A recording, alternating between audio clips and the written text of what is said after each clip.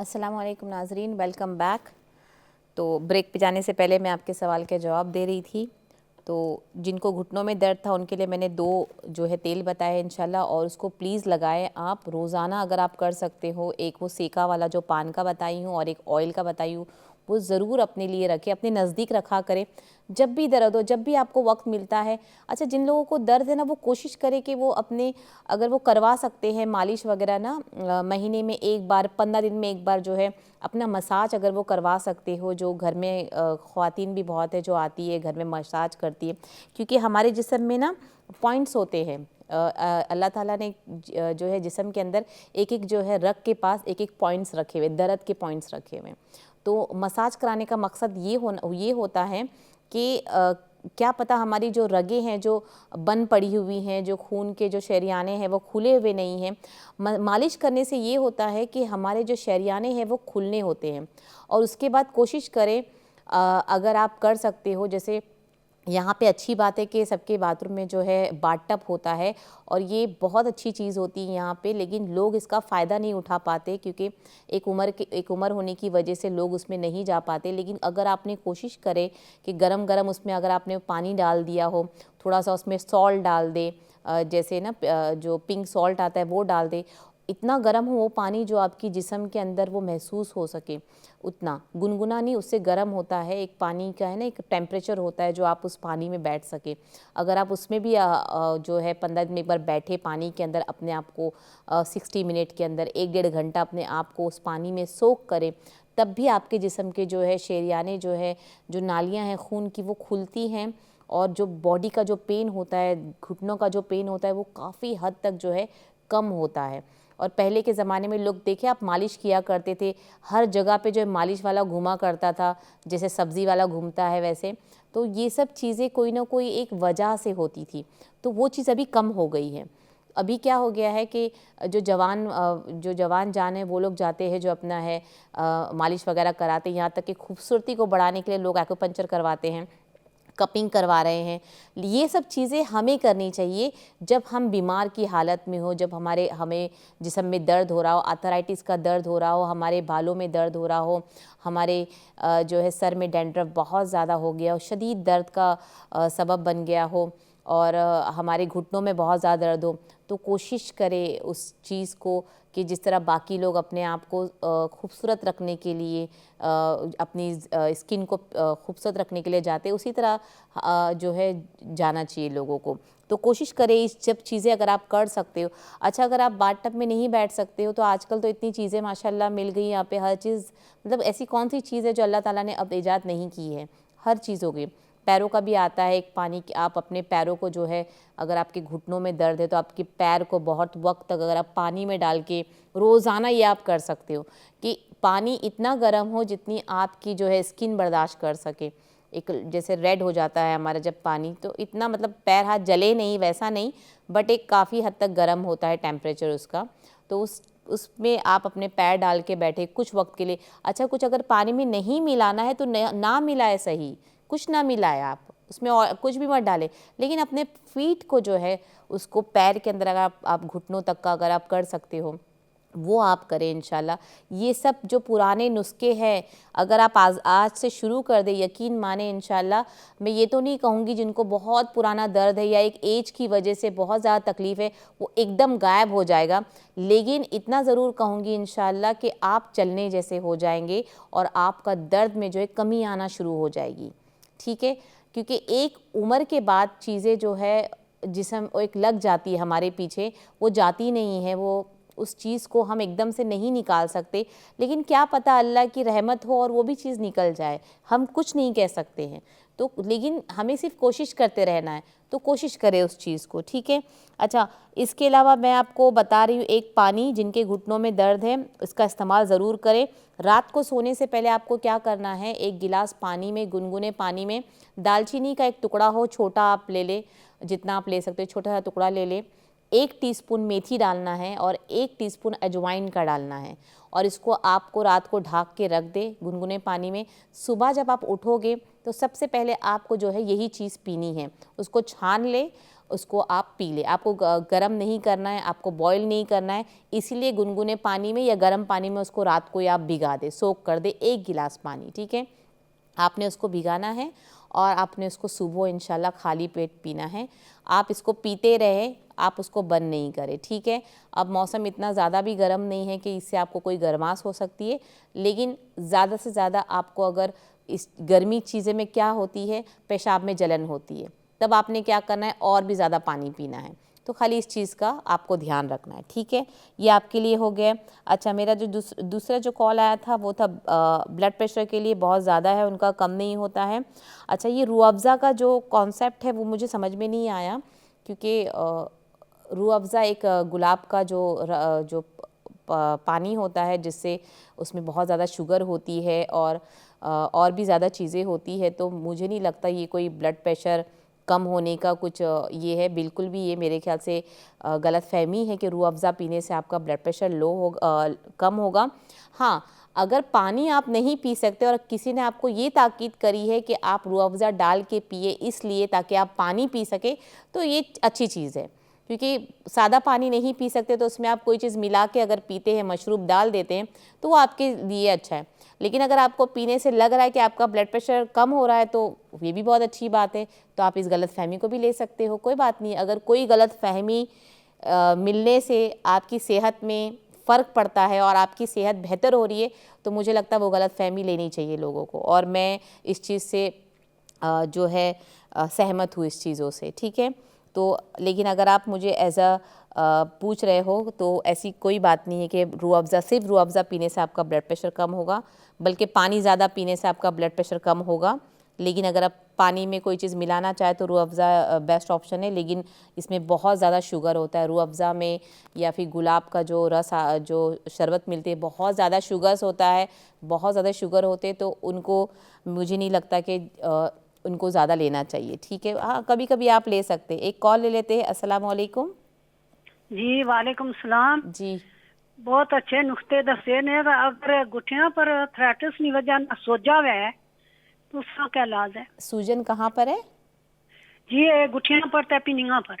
घुटने पे? जी हाँ। जी जी, ठीक है, मैं आपको बताती हाँ, हूँ, ठीक है। इस तरह कोई बताओ। हाँ, और चीज़ा सही दसने हो। जी सही जी, गल है। ओके, शुक्रिया बहुत बहुत, ठीक है। ओके, शुक्रिया। अल्लाह हाफ़िज़।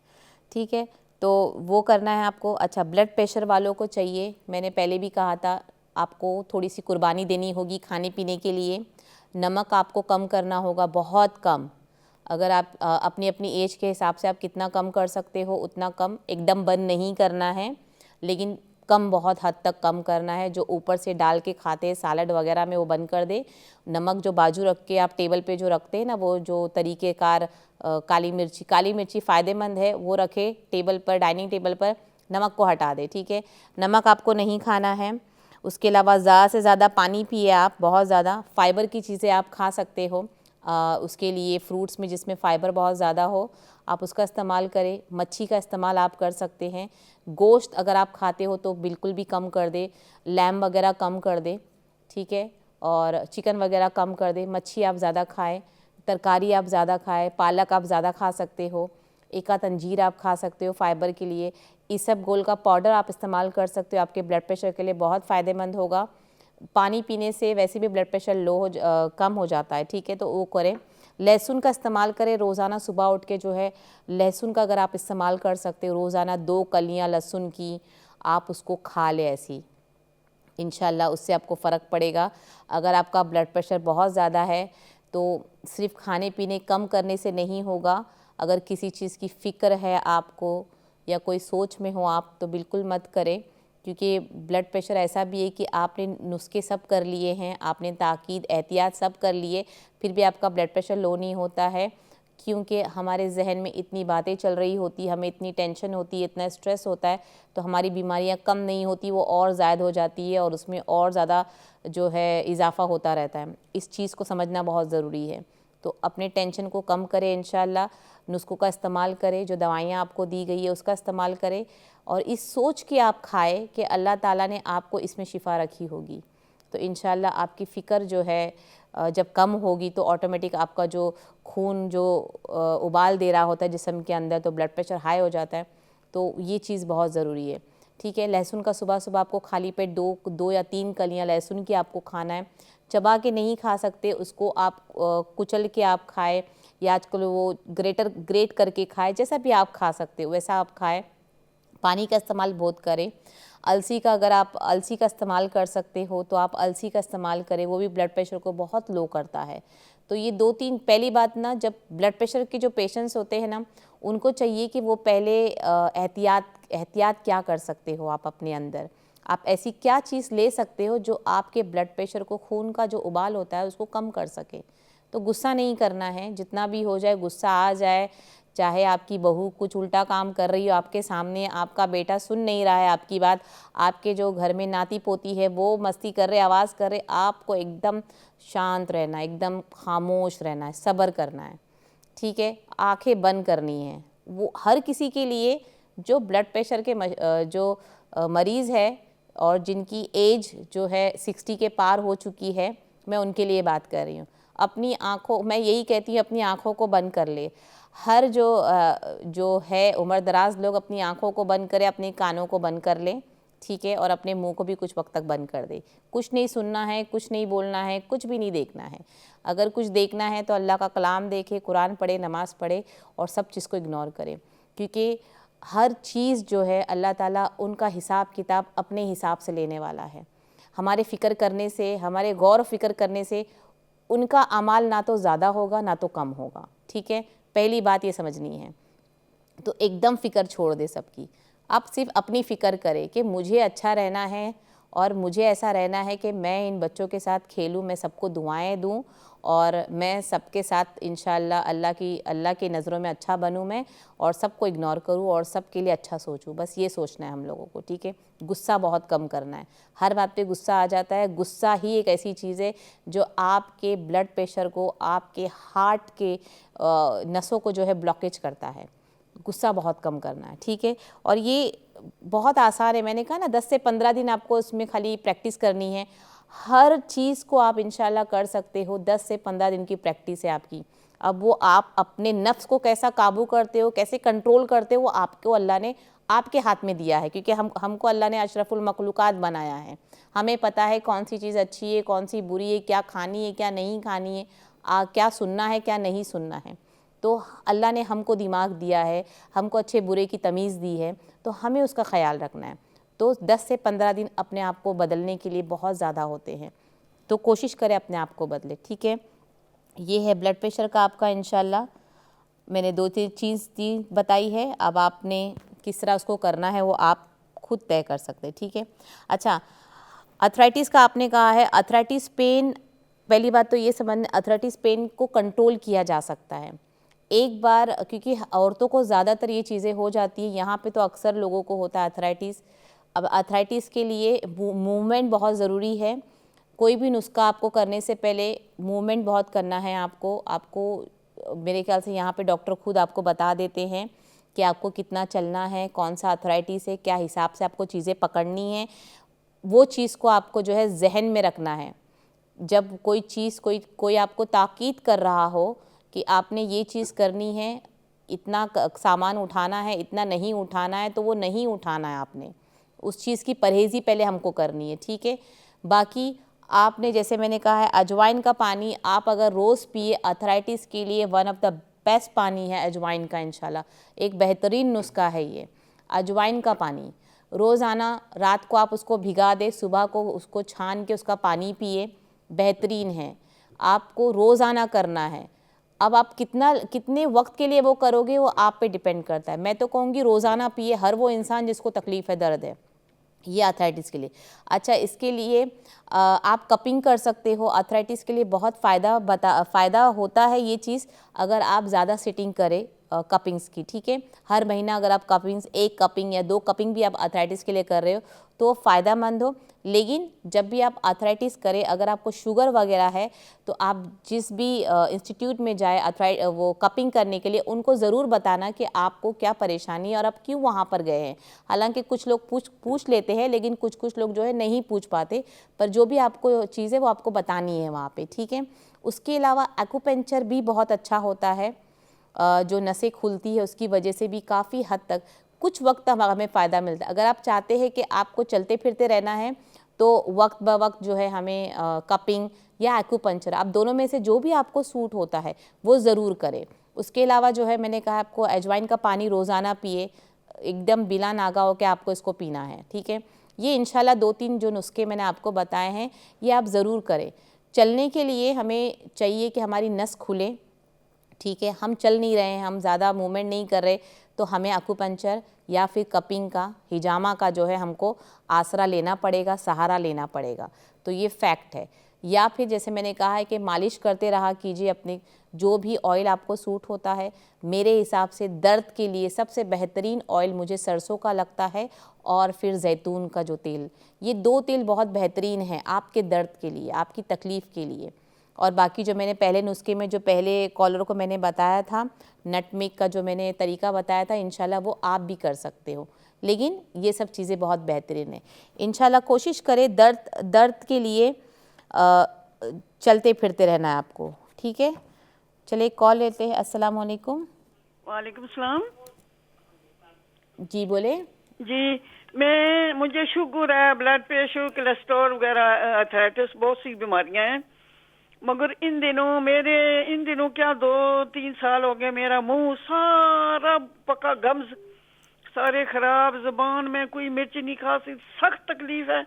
ब्रश भी करती हूँ, टूथपेस्ट इतनी लगती है, इतनी, तो जैसे मैं कुछ सालन खाते पसीना छूट जाता, मिर्चें बिल्कुल नहीं, तो मुंह में सख्त तकलीफ है। अच्छा, इसके लिए मैं गागल भी कर चुकी हूँ, रंग की ट्यूबें भी लगा चुकी हूँ, मगर मुझे आराम नहीं आ रहा। अच्छा ठीक है। चले मैं आपको बताती हूँ। मैं आपको पहले बता दूँ, आप सब जो ब्रश वगैरह यूज़ करते वो बंद करके आपने मिसवाक शुरू कर दे। अच्छा आप इंशाल्लाह मिसवाक शुरू करें, आपका मुंह का टेस्ट और जो भी मुंह में गर्माश है वो इंशाल्लाह अल्लाह ने चाहा तो बिल्कुल भी ख़त्म हो जाएगी। तो आप टूथपेस्ट वगैरह, टूथब्रश सब कुछ बंद कर दें आप सबसे पहली अच्छा, बात। वो मैं बंद कर दूंगी, मगर कोई और भी जी मैं रेमेडी बताती लगाने हूँ के आपको, लिए ठीक गंज में बता है जी, दें इंशाल्लाह प्लीज। मैं आपको बताती हूँ। बहुत बहुत शुक्रिया अच्छा अच्छा, खुदा जी, हाफिज़। अल्लाह हाफिज़। ठीक है, तो घुटने सूजन के लिए जो मेरा तीसरा कॉल था, जो घुटनों में सूजन के लिए जिन्होंने मुझे कॉल किया था, तो उनके लिए भी यही है कि मैंने पहले ही, क्योंकि मेरे आज ज़्यादातर कॉल है वो घुटने के सूजन और आर्थराइटिस के लिए आए, तो इज़ अ सेम थिंग्स, तो आप उसको सेम चीज़ आप लगा सकते हो। अच्छा, अंदर से सूजन आप कैसे कम करोगे जिस्म के अंदर, तो सबसे बेहतरीन क्या है, अदरक का रस। अब अदरक का चाय आप बना के पिए, अदरक का पानी आप बना के पिए, जिस तरीके से आप ले, मैं ये आप पे छोड़ रही हूँ कि आप मेरे नुस्खे को किस तरह आपको जो है सूट होता है, ठीक है। तो अदरक का रस जो है जिस्म के सूजन को कम करता है, हल्दी जो है जिस्म के सूजन को जो है वो कम करता है। तो आप क्या करें, रोज़ाना जो है सुबह जब उठे तो एक अदरक का जो 1 चम्मच जूस ले ले बना के फ्रेश, पानी में डालें और एक आधा टीस्पून आप हल्दी डाल दें। अगर आमा हल्दी मिल जाती, कच्ची हल्दी अगर हो तो और अच्छा है। मैं क्या करती हूँ, अगर मुझे कुछ तकलीफ़ या दर्द है तो मैं चाय बनाती हूँ कच्ची हल्दी और अदरक का, ठीक है, उन दोनों को उबाल कर उसका पानी पीती हूँ, तो ये बहुत बेहतरीन है। उसके अलावा आप लौंग का इस्तेमाल कर सकते हो, लौंग भी जो है सूजन को कम करता है। अब अगर उसे पानी में आपने 1-2 लौंग डाल दिया है तो इंशाल्लाह वो आपके सूजन को कम करेगा। उसके अलावा जो मैंने जायफल का पाउडर और जो सरसों का तेल का जो लेप बताया है मेरे प्रोग्राम के शुरुआत में, इंशाल्लाह आप वो ज़रूर अपने घुटने में लगाए, आपको बहुत आराम मिलेगा। तो ये जो नुस्खे हैं आप इसको आप शुरुआत में है जो मैंने जो नुस्खे बताया आप उसको चेक कर लें इंशाल्लाह, और उसका इस्तेमाल करें, और ये पानी जो है आप रोज़ाना पिए, ठीक है। और कोशिश करें कि ऐसी वो चीज़ ना खाए जो जिस्म में सूजन ज़्यादा पहुंचाती है, तो उस चीज़ को आप जो है ना खाएं, ठीक है। मेरे जो आखिरी कॉल था जिन्होंने कहा है उनको शुगर, कोलेस्ट्रॉल, ब्लड प्रेशर बहुत ज़्यादा है और उसकी वजह से मेरे ख्याल से आप दवाइयाँ बहुत लेती हो तो मुँह थोड़ा पका हुआ है।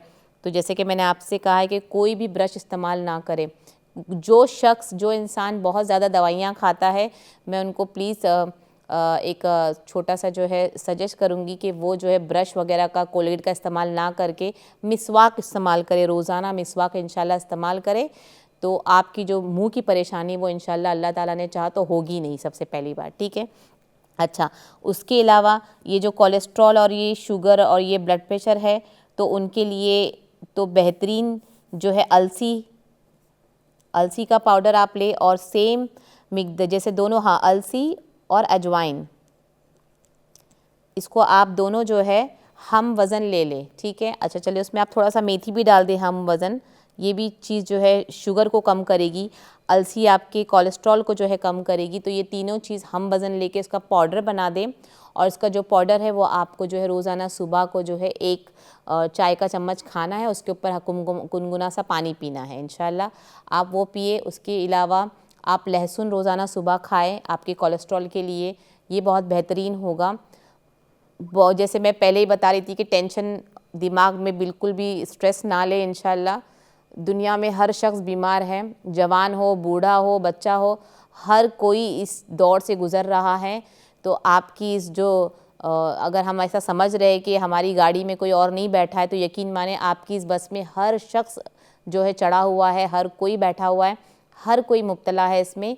उस चीज़ की बिल्कुल इंशाल्लाह फ़िक्र नहीं करे, सारा मामला अल्लाह ताला पे छोड़े, अपने लिए खूब दुआ करे और नुस्ख़ों का इस्तेमाल ज़रूर करे। यहाँ तक कि अगर आप दवाइयाँ पी रहे हो, जब तक कि आपको डॉक्टर ने कोई स्पेसिफ़िक चीज़ बोली है कि आपने ये चीज़ नहीं खाना है, तो तब तक आप उनसे पहले पूछ कर फिर इन नुस्ख़ों का इस्तेमाल आप इंशाल्लाह ज़रूर करें। लहसुन जो है बहुत बेहतरीन है कोलेस्ट्रॉल के लिए और ब्लड प्रेशर के लिए। अस्सलाम वालेकुम। वालेकुम सलाम। मैं पूछा है, आपने लहसुन बताया, तो मैं लहसुन खाता हूँ तो मुझे अल्सर है, तो वो अंदर लग जाता है ना, इसके क्या कोई तरीका है क्या खाने लग का? जाता है? लहसुन वो मैदे में अल्सर है। अच्छा, आप कितना लहसुन खाते आसड हो? आसड आसड है ना, तो फिर मैं किस तरह खाऊं? अच्छा, आप किस तरह खाते हो पहले वो बताओ मुझे आप। जिस जिस तरह आपने बताया था, कच्चा खाओ, एक इस या दो तरह। ही खाते हो ना कलियाँ? जी जी जी जी। अच्छा तो ठीक है। कोई तरीका बताओ, मुझे तो अंदर लग जाता है मैदे में। अच्छा ओके, चले मैं बताती हूँ इंशाल्लाह, ठीक है। जी अच्छा, जी लहसुन खाने का तरीका ये है, जिन किसी को भी ऐसा लगता है कि लहसुन खाने से अगर उनके अल्सर में तकलीफ़ होती है, तो मैंने कहा था कि अल्सर के लिए हमेशा जो है तुक मलंगा का पानी उसका इस्तेमाल करें, ठीक है। और या तो मिंट का पानी, क्योंकि मेरे ख्याल से इन्होंने ये भी कहा था कि इनके जो है मैदे में जो शिकायत हो जाती है कोई चीज़ अगर वो पीते हैं, तो लहसुन अभी यहाँ पे मुझे यहाँ पे सिर्फ एक ही लहसुन मिला है अब तक, वरना एक छोटा सा लहसुन आता है, मुझे उसका नाम नहीं याद है, मैं इंशाल्लाह देखूँगी उसका नाम क्या है। एक लहसुन जो स्पेशली खाने के आता है, स्पेसिफिक जो हमारे मुल्कों में मिलता है, छोटा सा लहसुन आता है, वो छोटा सा, जो हार्ट के पेशेंट के लिए भी बहुत अच्छा होता है, शुगर के लिए बहुत अच्छा होता है। चले एक कॉल ले लेते हैं। अस्सलाम वालेकुम। अस्सलाम वालेकुम। मुझे कमर में बहुत दर्द होता है और अच्छा ठीक है, चले मैं बताती हूँ, ठीक है। कमर में बहुत दर्द है बहुत। अच्छा चले मैं बताती हूँ। Thank you. अल्लाह अल्लाह हाफ़िज़। अच्छा, कमर के दर्द के लिए भी अलसी बहुत बहुत फ़ायदेमंद है, अलसी का इस्तेमाल करें। हमारे प्रोग्राम का एक्चुअली वक्त ख़त्म होने वाला है, तो जितना मैं आप लोगों को बता सकती हूँ इंशाल्लाह वो मैं सवालात जो है लेती हूँ। नहीं, अगर मैं अभी नहीं कर पाई तो इंशाल्लाह मेरे अगले ट्यूसडे को इंशाल्लाह मैं इसी सवाल का जो है और भी तफसीर से इंशाल्लाह आपको जवाब दूँगी उस चीज़ के लिए, तो आप उसका कर सकते।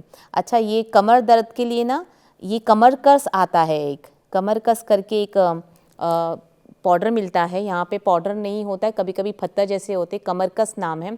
और यकीन माने ये बहुत से लोगों को नहीं पता, ये बहुत असर करता है हमारे कमर के दर्द के लिए, इसीलिए इसका नाम कमरकस रखा गया है। ये आपको यहाँ पे कोई भी शॉप में मिल जाएगा, उसका पाउडर बनाकर अगर आपने अपने जो आप आटा खाते हो उसमें आप थोड़ा सा मिक्स कर दें, या आप जैसे ना हाफ़ टी स्पून को पानी के अंदर डाल के आप डाइल्यूट करके पिए, ये आपकी कमर में बहुत फ़ायदेमंद होगा। तो इंशाल्लाह आप इसका ये ज़रूर नुस्खा आज़माएं, और ये काफ़ी, और ये बहुत आसानी से जो है कमर के दर्द को आसानी देता है, और ये नुस्खा ज़रूर आप आज़माएं। अच्छा, ये जो मुझे लहसुन के लिए जिन्होंने कहा था कि लहसुन से उनको जो है पेट में जो अल्सर है उसकी वजह से तकलीफ़ होती है, तो जैसे मैं कह रही थी कि आप कोशिश करें कि अगर आप मंगा सकते अपनी कंट्रीज़ में, अपने हमारे मुल्कों में छोटे छोटे लहसुन होते, अगर मेरे पास कोई अगर फ़ोटोज़ हुई तो मैं ज़रूर यहाँ पे रिक्वेस्ट करूँगी कि वो फ़ोटो दिखाएं आपको। छोटे से होते जो हार्ट के लिए भी यूज़ किया जाता है, कोलेस्ट्रॉल के लिए स्पेशली यूज़ किया जाता है, और ये बहुत फ़ायदा होता है, उससे पेट में जलन भी नहीं होती है और उससे कोई आपको तकलीफ़ भी नहीं होती। तो अगर ऐसा कोई आपको मिलता है जो आप अपने मुल्कों से मंगा सकते हैं, तो प्लीज़ वो लहसुन मंगाएं। थोड़ा सा वहाँ के हिसाब से प्राइस ज़्यादा होता है, बट ये आप नहीं 3 से 4 भी कलियां खाए तो आपको तकलीफ़ नहीं होती। ठीक है, चले हमारा प्रोग्राम का वक्त ख़त्म हो चुका है। अपना बहुत ख्याल रखें और अपनी दुआओं में हमें भी याद रखें। अस्सलामु अलैकुम वरहमतुल्लाहि वबरकातुहू।